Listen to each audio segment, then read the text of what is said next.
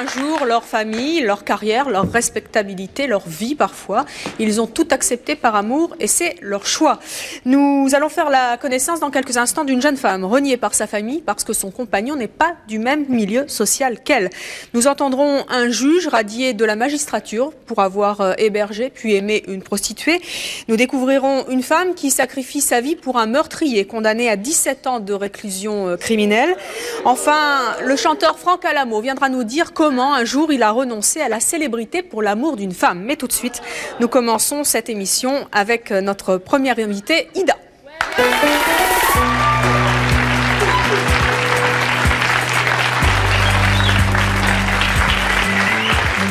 Ida, bonjour.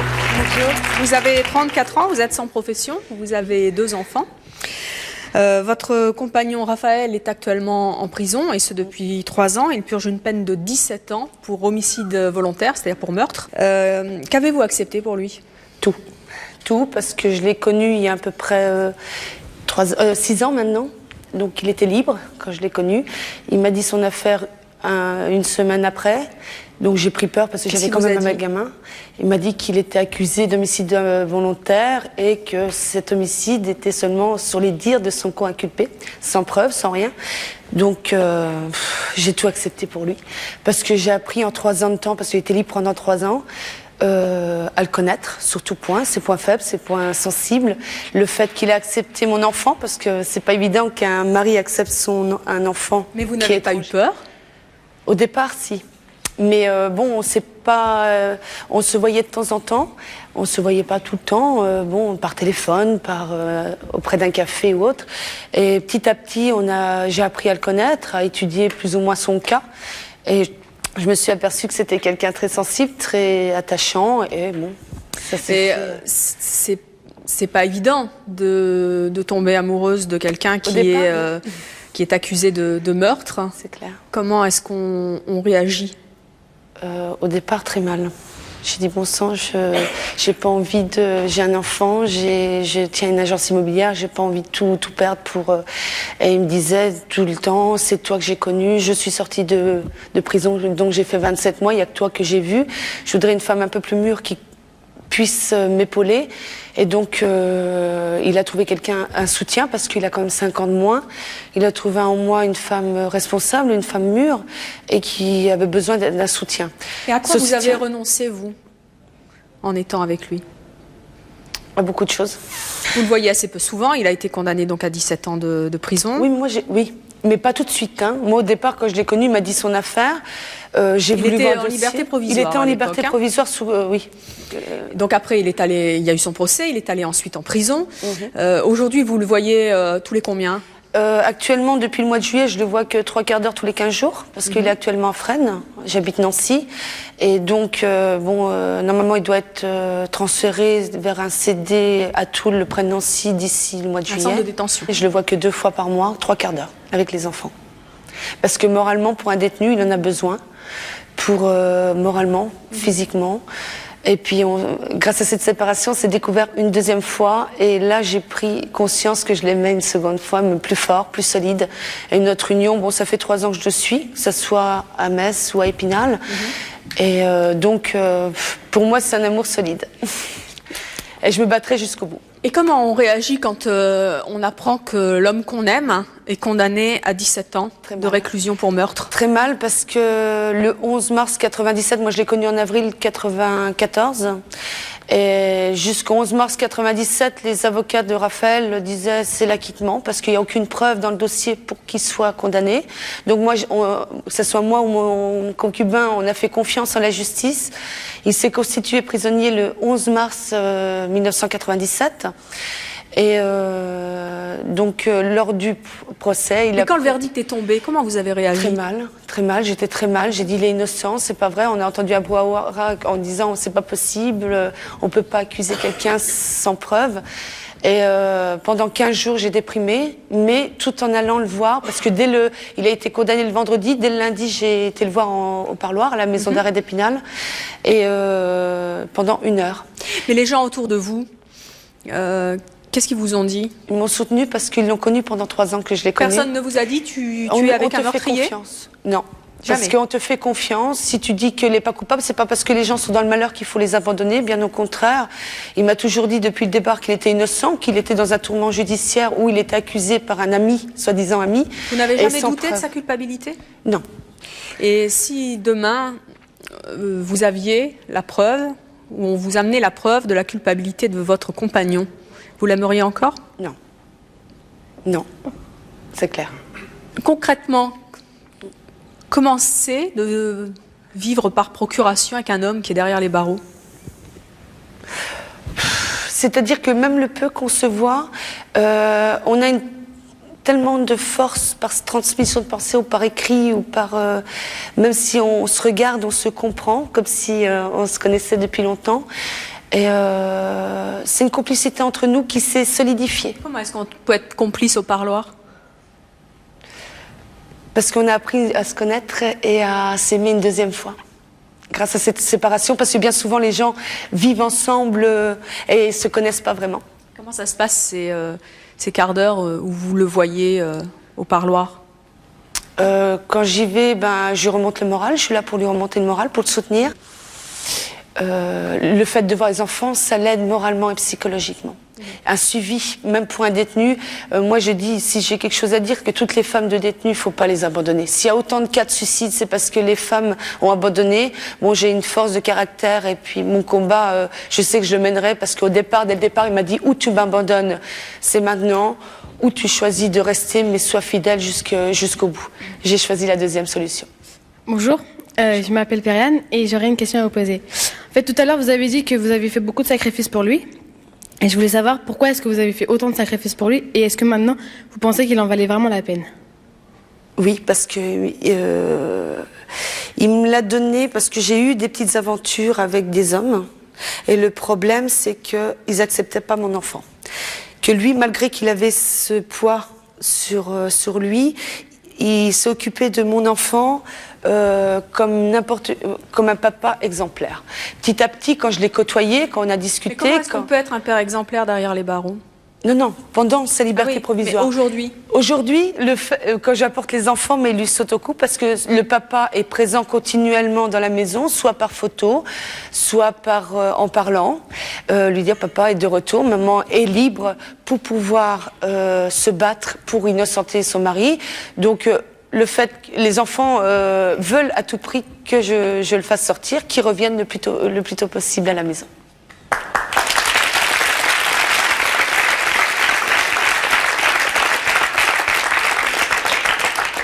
Bonjour, je m'appelle Martine. Et comment les enfants ont réagi, mais vraiment de voir leur père, enfin, de voir une vie comme vous avez là tous les deux, c'est vraiment fou pour les enfants. Pour vous aussi, bien sûr, mais pour les enfants, de voir leur père simplement 3 quarts d'heure tous les 15 jours, ça doit être affreux. Depuis le mois de juillet 97, mais avant, ils le voyaient 1 heure par semaine. Parce qu'on était plus près. Les enfants l'ont très mal pris. Moi, je leur ai annoncé au bout de 6 mois. La petite avait que 8 mois à l'époque. Aujourd'hui, elle a 4 ans. Elle sait pas encore. Son papa, il est au travail. Il travaille. Il peut pas rentrer à la maison pour l'instant. Le gamin, je lui ai annoncé 6 mois après. Il avait 5 ans. Il a dit, mais pourquoi on a fait ça, papa? Papa n'est pas méchant. On n'a pas le droit de l'incarcérer comme ça. Donc, je ferai tout. Je suis libre. Je peux parler. Lui, derrière ces murs, il peut pas. Bonjour, je m'appelle Stéphane. Je voulais savoir à vous, dans cette histoire, quel est votre profit, quoi. Vous n'avez pas l'impression que sa peine de prison devient la vôtre, en fait? Je suis autant que lui emprisonnée, même à l'extérieur. Mais on a appris à s'aimer. Moi, j'ai choisi fidélité et confiance, de le soutenir et de l'épauler jusqu'au bout, et je le ferai, même s'il faut attendre 10 ans. Vous êtes sûr de ne pas le regretter, quoi, par hasard? Non, du tout. Vous n'avez jamais eu envie de le quitter? Jamais. Au départ, si. La première année, mais petit à petit qu'on se liait plus ou moins d'amour. Pourquoi la première année? Parce que j'avais une déception de 10 ans de vie commune. J'avais eu donc ce bébé et j'avais peur de retomber dans une dépression ou dans une douloureuse déception. Donc petit à petit, il a réussi à m'envoûter par ses gestes, par son amour qu'il avait soit pour moi, soit pour mon gamin. Et donc, voilà. Bonjour, je m'appelle Gina et j'aimerais vous poser une question, vous demander est-ce que vous êtes restée avec lui par pitié? Du tout. Du tout, en aucun cas, je suis restée pour lui par pitié. Au départ, on n'a pas vécu ensemble. On se voyait une fois ou deux par semaine et petit à petit, on a commencé à se connaître sur tout point, hein, que ce soit les points faibles de chacun ou points sensibles ou points forts de chacun, de l'un et l'autre. Et je pense que tout individu, c'est pas parce qu'il vit dans le malheur qu'on doit les abandonner, on doit plutôt les soutenir. Et puis écouter, on ne doit pas porter jugement sur quelqu'un parce qu'on ne le connaît pas. On porte jugement une fois qu'on a commencé à connaître et à prendre ses points. Et lui, il se rend bien compte que vous sacrifiez beaucoup de C'est choses clair. pour lui. Je suis une femme exceptionnelle à ses yeux. Il vous a jamais demandé de le quitter? Au départ, les premiers temps, quand je suis allée le voir en détention, il m'a dit, écoute, ça fait 3 ans qu'on est ensemble, ou tu me quittes, c'est maintenant, ou sinon tu restes pour la vie. Et donc j'ai choisi la deuxième solution parce que j'estime que c'est un grand amour et qui restera jusqu'au bout.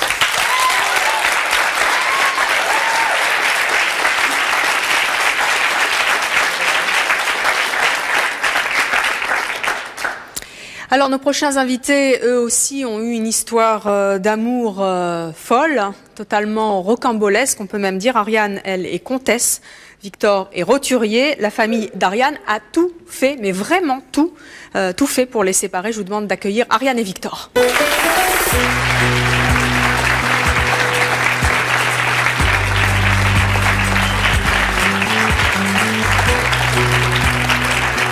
Ariane, Victor, bonjour. Ariane, vous avez 30 ans, Victor 55. À quoi avez-vous renoncé, Ariane, pour Victor? À tout. Au château, à l'argent, à tout. Vous êtes toujours d'ailleurs comtesse? Oh, oui, on reste comtesse même vous si êtes on belge, est marié belge. Hein? Oui. Et Victor, vous n'êtes pas noble. Qu'est-ce que vous faites comme métier? Je suis esthéticien. Donc, un métier indigne, m'a dit son père. Quand j'ai discuté avec son père, il m'a dit, vous faites un métier indigne de ma fille. Et vous, à quoi vous avez renoncé pour... Moi, j'ai renoncé à rien. Moi, Ariane, on s'est aimé quand on s'est rencontrés. Quand on a un beau-père qui vous dit, vous êtes un gendre indigne... Non, mais j'avais sa fille. Donc... À quel âge est-ce que vous vous êtes connus tous les deux? En fait, la première fois que je l'ai vu, ma mère se faisait soigner chez lui. C'est comme ça qu'on s'est connus. Et je l'ai vu à 12 ans. Je suis venue à l'Institut. Et quand je suis sortie de chez eux, chez lui, j'ai dit, il y a une voix en moi qui a dit, ça sera l'homme de ta vie. Je n'ai pas pensé... jeune, à 12 ans. Oui.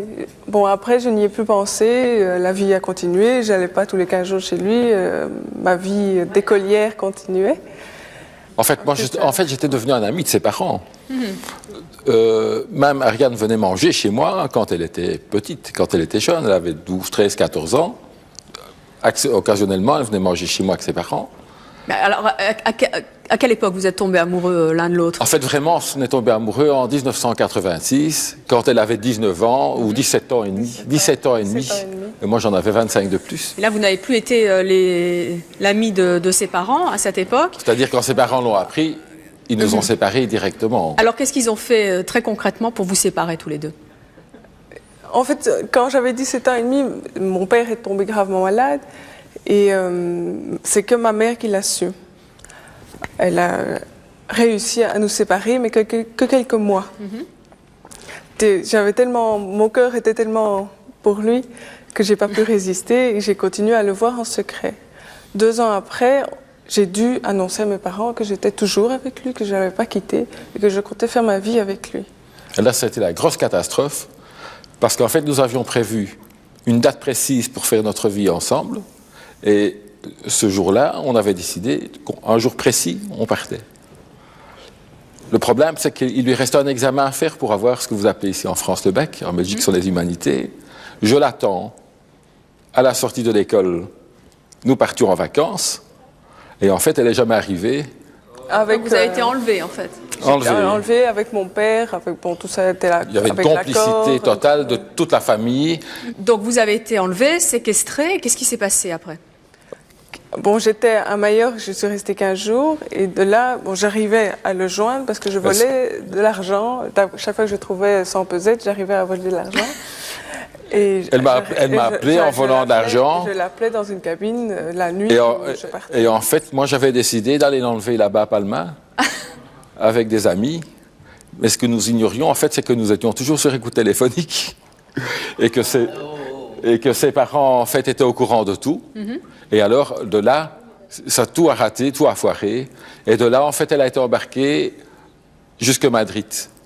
Et en fait, elle avait réussi à me prévenir qu'elle allait à Madrid. J'avais trouvé un billet d'avion. Je volais de l'argent, je fouillais dans les tiroirs. J'avais trouvé un billet d'avion à mon nom et au nom de mon père pour le 4 juillet vers Madrid, au lieu de rentrer à Bruxelles. En fait, j'arrivais à le téléphoner parce que je quittais l'appartement la nuit. Mais bon, comme j'étais dans un pays étranger, langue étrangère, je ne savais pas non plus tout quitter. C'est surtout que mon oncle à Majorque a de grandes propriétés, grands appartements, et dont, du coup, a des amis aussi au placé. Mais comment ça s'est passé avec vos parents? Ils ont organisé un enlèvement? Non, c'est... Pour eux, ils n'ont pas organisé un enlèvement. Pour eux, ils ont voulu me protéger. Oui, mais c'est pas ce que vous pensiez. Ah, pas du tout. Et qu'est-ce que vous leur disiez à l'époque? Que je voulais faire ma vie avec lui. Seulement? Oui. Pour moi, vous étiez retenue prisonnière? Quelque part, oui, c'est sûr. Eux voulaient que je... Non, mais par la forme d'éducation dans ce milieu, on ne se rebiffe pas. Et en fait, ils ont compté là-dessus, ses parents. Par l'éducation oppressante qu'ils reçoivent, on ne se rebiffe pas. Les parents sont les grands maîtres. Et c'est uniquement là-dessus qu'ils ont joué. C'est tout. Alors, comment est-ce que vous avez fini par vous retrouver un jour, finalement? C'est-à-dire que, bon, d'abord, elle est partie à Madrid, où moi-même, j'étais avec des amis. Alors qu'en fait, elle était embarquée de Force Manu Militari à nouveau, avec des médicaments dans la bouche, du Valium. Vous avez été droguée? On l'a embarquée vers le Chili. Encore plus loin? Pourquoi le Chili? Parce que ma grand-mère est chilienne. La mère de ma mère est chilienne. Donc vous êtes droguée, vous êtes envoyée au Chili, voilà. Vous vous retrouvez au Chili chez votre grand-mère. Voilà. Elle s'est retrouvée pendant 3 mois et demi au Chili. Et après 3 mois et demi, sa grand-mère en a vraiment eu marre. Pourquoi? Vous lui avez fait mener une vie absolument infernale? Absolument. Et à ce moment-là, elle est rentrée sans que ses parents le sachent, en fait. Alors aujourd'hui, vous faites votre vie ensemble. Allez, ça fait 12 ans qu'on vit ensemble. Comment ça se passe avec les parents? Bof. C'est pas l'idéal. Bon, nous avons deux enfants, 2 garçons. Et ma mère vient les voir à peu près tous les lundis. Quand elle est en Belgique, elle vient les voir, quoi. C'est vrai que cette histoire ne concerne pas nos enfants. C'est pour ça que j'accepte de la voir pour nos enfants, parce qu'ils n'ont rien à voir avec ça. Qu'est-ce que ça fait de renoncer à l'argent, à un titre, à du prestige, à des honneurs pour l'amour d'un homme? Mais, il me comble alors que ça sert de... Je ne renonce à rien.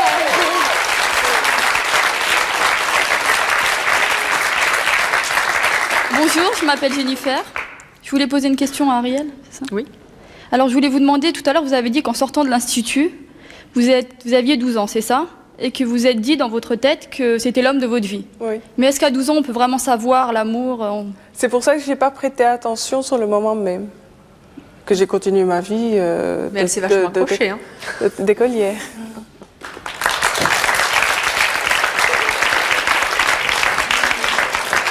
Bonjour, je m'appelle Elodie et j'aurais voulu savoir en fait ce que vous ressentiez pour vos parents et s'il n'y avait pas trop de rancune en fait. De rancune, pour mes parents, il vaut mieux pas en avoir. C'est dur, mais il vaut mieux pas en avoir. Pourquoi il vaut mieux pas? Parce que ça reste mes parents, malgré tout. Qu'avez-vous ressenti exactement quand vous avez été envoyé un peu partout Mais j'étais paniquée. Toutes les personnes que j'aimais étaient contre moi. Même sa meilleure amie l'a trahi. Mais vous vous êtes jamais dit j'ai fait un mauvais choix? Mais moi, c'était mon choix. Même si ça...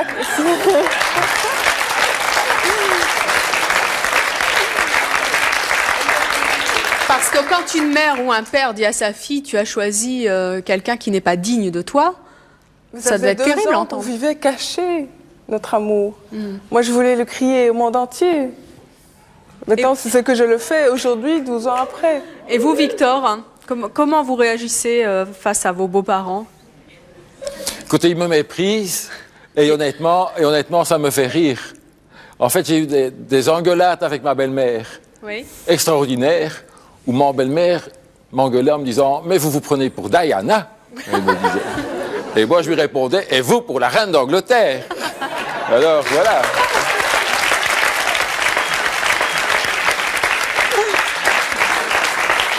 En fait, ça reste des rapports très superficiels. Ce que je comprends pas, moi, c'est que ce soit goût esthétique, enfin tout, musique, décoration, on a un accord parfait. Lui, vis-à-vis de mes parents, ils seront en accord parfait. Donc pourquoi, qu'est-ce qui s'est passé? Non, en fait, j'ai été discuté avec le père. Une discussion très courtoise, comme ça se fait, on reste toujours courtois. Et j'essayais de lui faire avouer le motif pour lequel il ne voulait pas de moi. Alors je lui disais, c'est peut-être parce que je suis trop âgé, j'ai 25 ans de plus que votre fille. Non, ça n'a aucune importance. Et croyez-moi, ça n'a aucune importance. Dans ces milieux-là, il suffit de voir le prince héritier du Portugal qui a marié une jeunette. Comme moi, j'ai marié une jeunette, et tout le gotha du monde va se mettre à leurs pieds. Le problème, il n'est pas là. Alors, la discussion a fini par se terminer en disant, c'est peut-être parce que je ne suis pas noble. Il me dit, oh non, il me dit, ça n'a vraiment aucune importance. Et là, je lui dis, écoutez, monsieur, là, je crois vraiment que vous frôlez le snobisme. J'ai bien dit, frôlez le snobisme. Parce qu'en fait, son argument était toujours, nous n'avons pas la même culture. C'est tout.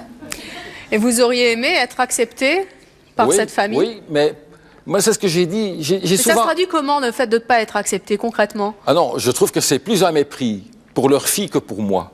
Parce que moi, j'ai toujours dit à sa mère, vous ne devez pas m'aimer, vous devez m'accepter par respect pour votre fille. Mais vous êtes dans la lignée... Il y a des arbres généalogiques très importants dans les familles nobles. Est-ce que vous faites partie de la lignée? Est-ce que vous avez votre portrait dans cet arbre généalogique? Oh non, pas du tout, mais il faut un titre. Il faut pas uniquement un titre, il faut faire partie d'un milieu. Moi, j'ai pas vécu dans ce milieu. Et donc, vous faites pas du tout partie de la famille, alors? Oh non, pas du tout. Oh non, non, on nous méprise. Vous savez, les mariages, en fait, on va plus qu'au mariage, aux enterrements et au baptême. Et en fait, même les cousines que j'ai connues avant de connaître Ariane ne me disent même pas bonjour. C'est vrai? Même quand elles sont assises à la table. On ne me parle pas, on me méprise. Dernièrement, à un dîner officiel, je vous jure, je mangeais, je pianotais la table en regardant le plafond pour moi me figer à ma façon de leur tête. Car personne ne m'adressait la parole. Personne ne m'adressait la parole. Méprisé, méprisé. Et moi, j'ai aucun mépris pour eux. Je comprends qu'ils ont tout fait pour protéger leur fille. Mais cet amour-là, il vaut suffisamment la peine d'être méprisé à ce point? Mais écoutez, nous autres, nous sommes heureux ensemble, ça fait 12 ans. Notre amour, pour moi, est suffisamment fort. On n'a pas besoin d'eux. S'ils venaient se rajouter à notre amour, tant mieux.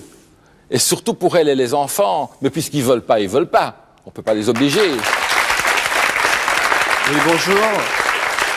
Je voulais savoir, ayant quand même 25 ans de plus, lorsqu'elle avait par exemple 17 ans et demi, par quoi on peut être attiré finalement chez une gamine de 17 ans et demi? Parce que vous êtes un âge sûrement plus affirmé, quoi. Là, je vais vous répondre. On recherche peut-être autre chose, quoi. Je vais vous répondre. J'ai quand même un passé de Don Juan. J'ai quand même rien que ça. J'ai pour quand vous, même mesdames. un passé d'un peu volage, donc d'expérience. Et moi, je vais vous dire que beaucoup de jeunes filles de 17 ans ont plus de maturité que beaucoup d'hommes de 40. C'était par... attendez, c'était par nostalgie du passé, alors. Non, monsieur. J'estime vraiment, dans notre couple au niveau âge, que nous sommes à égalité. À égalité. Et ça vous a pas ennuyé de renoncer à la fortune, en tous les sens du terme, de votre femme ou de votre compagne? Mais nous travaillons, nous avons ouvert une succursale ici à Paris, on s'est battus. Donc vous travaillez ensemble maintenant, alors que vous auriez pu ne jamais travailler finalement. Voilà, absolument. Non, nous travaillons ensemble. Elle tient une fois Bruxelles, une fois Paris. Et en fait, on n'a aucun problème. Alors qu'on a eu des difficultés financières, ce qui quelque part nous a aidés, parce que ça nous a permis de redémarrer comme un nouveau couple à zéro. Et en fait, on a créé quelque chose ensemble. En dehors des enfants.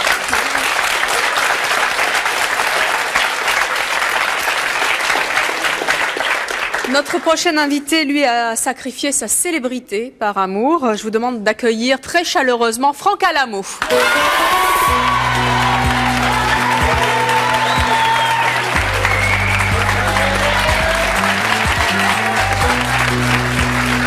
bonjour.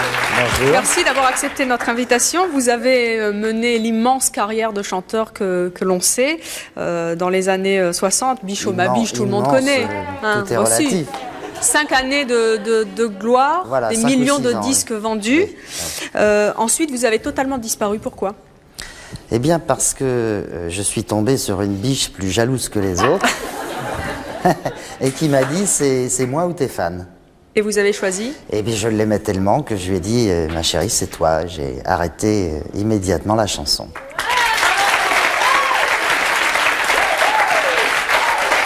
Aujourd'hui, est-ce que vous regrettez ce choix? Ah, plutôt amèrement. Alors vous nous direz dans quelques instants pourquoi vous regrettez amèrement le fait d'avoir arrêté votre carrière en pleine gloire. Vous nous le direz juste après nos appels à témoins, comme chaque jour. Écoutez bien, c'est peut-être aussi votre choix. À tout de suite. Nous retrouvons Franck Alamo. Franck, vous venez de nous dire que vous regrettiez amèrement d'avoir arrêté. Qu'est-ce qu'elle vous avait... Je ne regrette pas ce que j'ai fait avec elle, les 14 ans de mariage avec elle. Ce que je regrette, c'est ce qui s'est passé après. Qu'est-ce qui s'est passé Eh bien, c'est-à-dire que tout était merveilleux. Je l'ai connue en 1961, ça date pas d'hier. Je l'ai épousée en 69 et elle m'a quitté en 85. Et alors, au début de votre histoire, comment ça s'est passé? Jusque-là, il n'y a rien d'extraordinaire. Ça peut arriver dans les couples. Bon, 14 ans de mariage, un enfant. Bon, on se dit, tiens, 14 ans avec une fille qu'on aime, un enfant, c'est merveilleux. On fait sa vie, on ira jusqu'au bout. Et puis quand la fille commence à vous dire oui, enfin, elle commence à déprimer.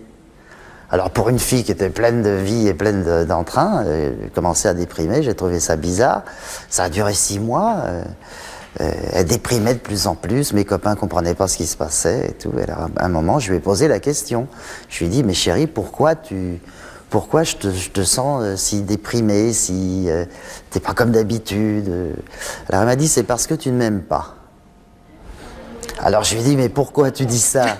On a un enfant superbe, on a une vie superbe, pourquoi je ne t'aime pas?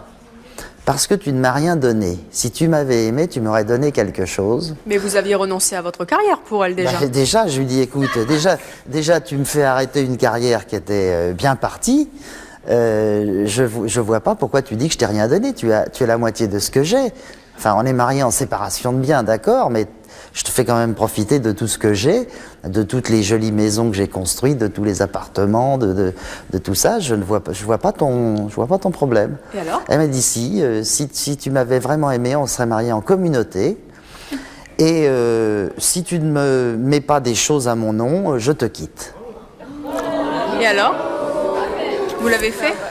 Alors je l'ai fait, je l'aimais tellement que j'ai dit bon bah qu'est-ce que tu veux, qu'est-ce que tu veux que je mette à ton nom? Et ben elle m'a dit écoute, on a une belle maison à Saint-Barthélemy, je voudrais que tu m'en donnes la moitié. Une superbe maison qui vaut maintenant un paquet de dollars. Et vous lui avez donné? Je lui ai donné la moitié, j'ai été aux impôts, j'ai payé 4,80 de droits d'enregistrement de la SCI, je lui ai donné la moitié de la SCI, et puis je lui ai donné, enfin j'ai changé d'appartement comme elle le voulait, et nous avons acheté un appartement dans le 16e, alors qu'avant on était dans le 12e. Et quand elle a eu tout ce qu'elle a voulu, quand elle a eu tout ce que je lui ai donné, 6 mois après elle est partie avec un type. Vous l'aimiez à ce point que vous n'avez rien vu? Je n'ai rien vu venir. Je n'ai rien vu venir. Je me disais, on s'aime depuis maintenant presque 18 ou 19 ans. On a un enfant, on a une vie fantastique, on a des amis, on a des copains, on a tout ce qu'il faut. Et qu'est-ce que vous lui avez dit quand elle est partie? Ah ben je lui ai dit, écoute, est-ce que tu te rends compte de ce que tu me fais quand même? Et qu'est-ce qu'elle vous a répondu? Tu m'as fait arrêter de chanter. Tu m'as fait abandonner une carrière qui était assez formidable. Vous auriez pu devenir qui dans la chanson? Je serais devenu sûrement ce que sont devenus les gens qui ont continué. Je veux dire, si Eddie Mitchell avait arrêté, il ne serait pas Eddie Mitchell maintenant. Si Johnny avait arrêté, il ne serait pas Johnny maintenant. C'est sûr qu'à l'époque, on était tous dans le même panier. On était à peu près tous à égalité de vente de disques, de succès et de choses comme ça. Et quand vous avez dit ça à votre femme, j'aurais pu avoir la carrière de Johnny, de Michel Sardou, etc., comment elle a réagi? C'est-à-dire que je lui ai dit, est-ce que tu te rends compte que tu m'as fait donner, tu m'as fait mettre à ton nom des choses assez importantes, des choses pour lesquelles j'avais travaillé toute ma vie, où j'avais mis toute mon énergie et tout mon argent, et que tu vas me quitter comme ça? Elle m'a dit, bah t'es un imbécile, t'aurais dû... Et qu'est-ce que vous avez pensé? T'es trop naïf, m'a-t-elle dit. Et c'est ce que vous avez pensé de vous? Bah, j'ai dit, oui, je suis un vrai con.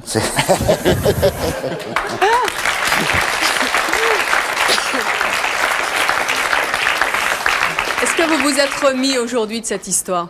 C'est-à-dire, au départ, j'ai perdu 10 kilos. J'ai perdu 10 kilos surtout parce qu'elle est partie, pas tellement parce qu'elle l'avait fait avec si peu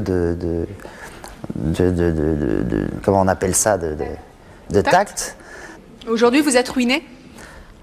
Oh non, on n'est jamais ruiné quand on a la santé. Qu'est-ce que vous faites aujourd'hui? Aujourd'hui, je fais plein de choses. Je continue à faire de la photo, puisque c'était mon hobby. Je reprends du collier avec la chanson, parce que j'ai fait quelques galas grâce aux années 60. Et quand je vois tous les gens qui viennent me voir en gala, et qui m'encouragent et qui me disent « vous devriez refaire quelque chose », j'ai décidé de refaire un disque au mois d'avril, de sortir des chansons inédites.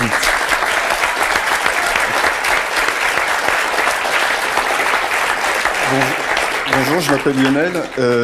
Justement, je voulais vous poser la question de ce que vous allez faire dans le futur. Là, vous avez répondu. Vous n'avez pas peur qu'avec tout le temps qui est passé, on vous ait un peu oublié? Il y a des jeunes ici qui ne doivent pas forcément vous connaître. C'est à moi de faire en sorte de trouver des chansons assez sympathiques et assez belles, avec des belles mélodies. Je suis persuadé que les chansons avec des belles mélodies et des bonnes paroles ont encore leur mot à dire, malgré tous les raps et tous les machins. Sinon, aujourd'hui, vous avez encore la force d'aimer quelqu'un Oui, bien sûr. Oh, mais ça m'a pas guéri. Elle est partie en 85. En 86, j'en ai retrouvé une autre et je suis reparti depuis 15 ans avec elle.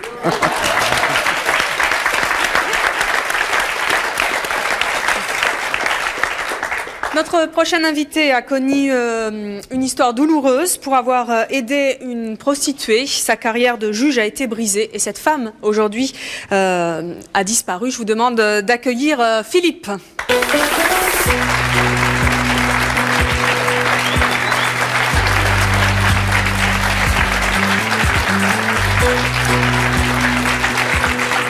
Philippe, bonjour. Vous avez 52 ans, vous êtes divorcé, vous avez 3 enfants. Vous étiez juge à l'époque où vous avez hébergé Marie, qui était alors prostituée. Comment s'est passée votre rencontre? Elle s'est passée, j'allais dire, à la fois logiquement, puisque à Lyon, j'étais, comme on disait, dans le milieu judiciaire, le juge des putes, parce que je m'occupais de la réinsertion des prostituées en dehors de mon activité juridictionnelle, puisque je militais dans une association qui s'appelait le Nid. Et j'ai connu Marie à cette époque, comme toutes les autres d'ailleurs. Et quand j'ai été muté en Haute-Loire et qu'elle était poursuivie par son proxénète, elle ne savait pas où aller, elle m'a appelé. Elle est arrivée dans mon bureau et je l'ai récupérée comme ça. Ne sachant pas où la mettre, je l'ai hébergée.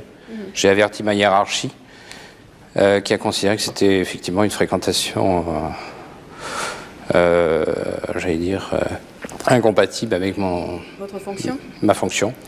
Qu'est-ce qui s'est passé à ce moment-là? Donc ils ont lancé une procédure disciplinaire qui a abouti l'année suivante, 14 mois après, malgré leurs engagements, le fait que j'ai été mis à la retraite par anticipation. En fait, j'ai été foutu à la porte comme vulgairement. Vous êtes ensuite tombé amoureux de Marie? À cette époque, Marie était retournée à Lyon.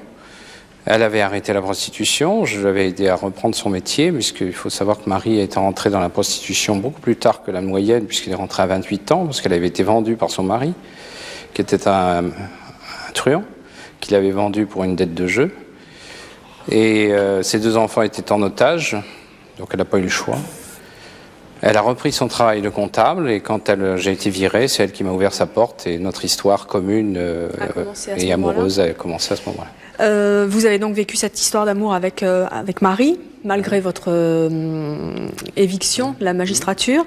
Marie, aujourd'hui, n'est plus de ce monde. Non, elle est décédée puisqu'elle a entamé une grève de la faim pour tenter de vous réhabiliter, et elle en est morte. Est-ce que vous avez compris qu'elle sacrifie sa vie pour vous? Elle l'a dit. Elle l'a dit à partir du moment où elle a accepté en 93 de passer dans une mission de télévision pour ma réhabilitation. Elle a dit, bon, maintenant, je me bats pour que tu obtiennes ta réhabilitation et que tu redeviennes magistrat. Il n'y a pas de raison que tu ne puisses pas l'obtenir. Donc, son combat a duré 6 ans. Pour elle, du moins, sans succès. Et qu'est-ce qu'on ressent quand, non seulement on a été on ne peut plus exercer son métier, les autres ne vous comprennent pas parce que vous aimez une femme qui a été prostituée et que cette femme en plus se bat jusqu'à la mort pour vous. Qu'est-ce qu'on ressent après?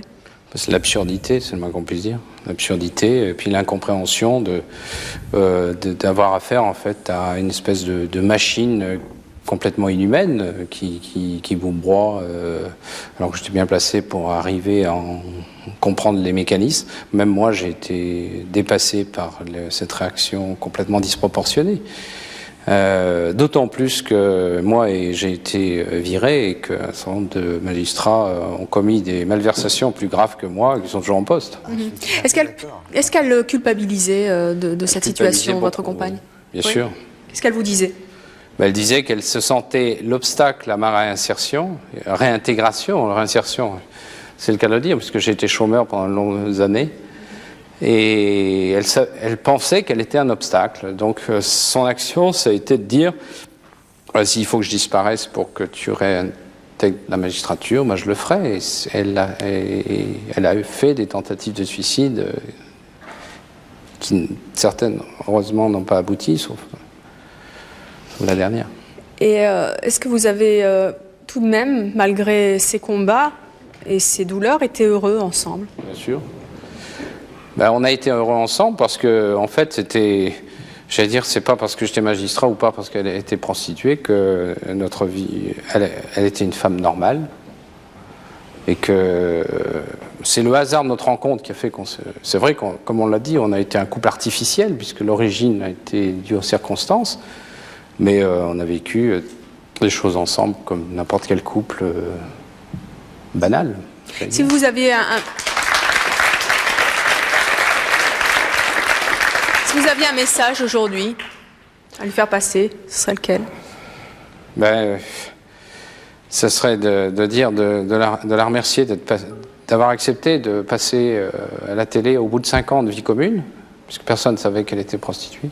Elle a accepté de venir sur un plateau dire « j'ai été prostituée, c'est lui qui m'a hébergée et c'est pour ça que je suis encore vivante ». Donc elle a accepté de se sacrifier en fait, sa vie personnelle et remettre en cause son insertion.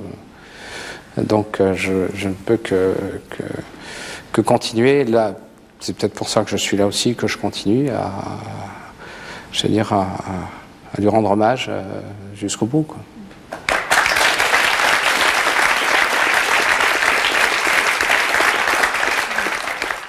Si c'était à refaire, vous le referiez? Je le referais parce que quand elle est venue me voir, c'était pour la sauver. Je l'ai sauvée, elle a gagné 12 ans de vie. Ça vaut le coup. Bonjour, je voudrais savoir, pourquoi c'est pas vous qui vous êtes battu pour repartir, pour récupérer votre emploi? Mais je me bats depuis des années. Pendant 5 ans, je me suis battu, j'ai harcelé la chancellerie pour obtenir, logiquement et sans passer par les médias, ma réhabilitation. Et à chaque fois, ça a été un rejet. Et ça a bougé. Elle a fait, de ce que vous faites. Et c'est elle qui a accepté à ce moment-là de le faire en disant, puisque ça ne bouge pas, moi je vais me mettre dans l'arène et je vais leur dire ce qu'il en est. Puisque ce qu'il faut savoir, c'est dans cette affaire, la magistrature a refusé de l'auditionner, a refusé de l'entendre, a refusé d'avoir son témoignage à l'époque. Quand j'ai été traduit dans le conseil de discipline, elle n'a pas eu le droit de témoigner. On lui a interdit sa parole. Vous auriez été un magistrat encore, et ça n'aurait pas été votre cas. Vous auriez réagi de la même façon qu'ils ont réagi avec vous ou pas? Non. Moi, j'aurais estimé que c'était un juge doit apprécier les choses dans leur réalité et non pas en fonction de préjugés. Donc, j'estime qu'ils ont...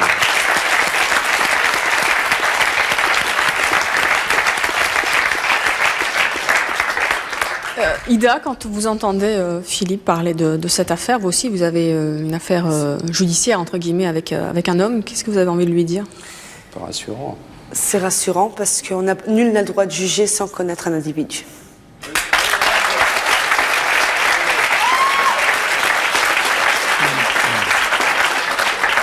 Et vous, qu'est-ce que vous avez envie de dire à Ida? Ce que je voudrais lui dire, c'est que ne pas désespérer malgré tout. Même si je connais bien le milieu et qu'il y a des poids, des pesanteurs de fonctionnement dans la justice, qui sont dénoncés, qui finiront bien par évoluer. Et la preuve, ça progresse petit à petit. On va admettre maintenant la possibilité d'appel en cour d'assises, ça évitera peut-être ce genre d'affaires. Bonjour, je m'appelle Yvon, je voudrais poser une question à Madame la Comtesse. Si elle pensait que ses parents l'aimaient, pour avoir réagi comme ça. À leur manière, oui. Oui. Voilà. Bon, merci. Bonjour. Bonjour, Lionel. J'ai une question pour Ida. J'aimerais savoir comment elle voit l'avenir avec quelqu'un qui va rester aussi longtemps derrière les barreaux. Alors c'est ma force et mon combat pour prouver son innocence. Actuellement, j'ai une très bonne avocate qui est Maître Novakovic, qui est en cours d'instruction auprès de la présidence pour obtenir la grâce, révision de procès et que les scellés soient repris pour les tests ADN. Donc l'évolution de la justice est en ma faveur actuellement, hein, on parle d'un tout bout de champ. Et je garde espoir pour que mon mari soit innocenté un jour ou l'autre.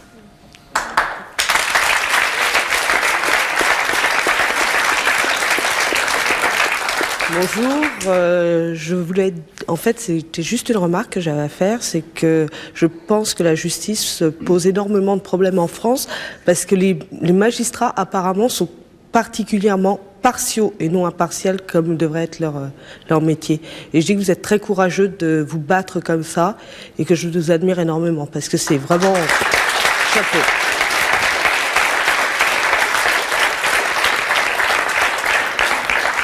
Ida, votre mari vous regarde certainement cet après-midi.